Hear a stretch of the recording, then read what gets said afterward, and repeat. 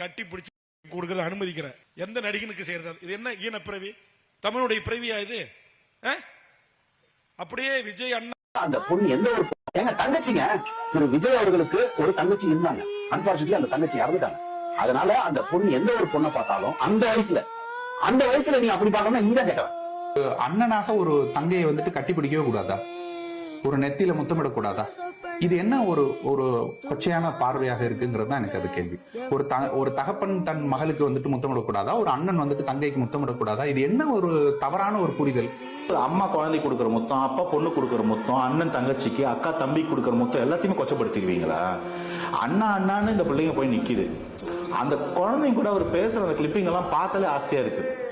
என்னடா இவ்வளவு குழந்தை மாதிரி சேர்ந்து விளையாடிக்கிட்டு இருக்கிறாருன்னு.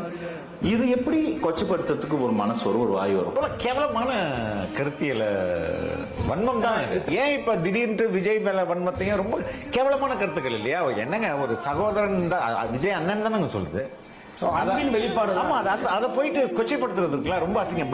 ஒரு அண்ணனா இளவலா ஒரு தந்தை ஸ்தானத்துல இருந்து ஒருத்தர் கொடுக்குற ஒரு நல்ல விஷயத்த மக்களை கொச்சைப்படுத்துறதுக்காக இவ்வளவு கேவலப்படுத்தணுமா என்ன?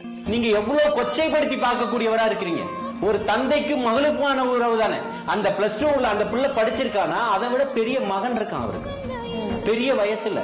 அவர் ஒரு தங்கை இழந்திருக்கிறாரு, புரியுதுங்களா? அவருக்கும் பாசம் என்னன்றது தெரியும். என்னுடைய அண்ணனா ஓடி வந்து கட்டி அணைக்கிறாங்க, முத்தம் கொடுக்கறாங்கன்றப்போ உங்களுடைய அன்பை தானே வெளிப்படுத்துறீங்க.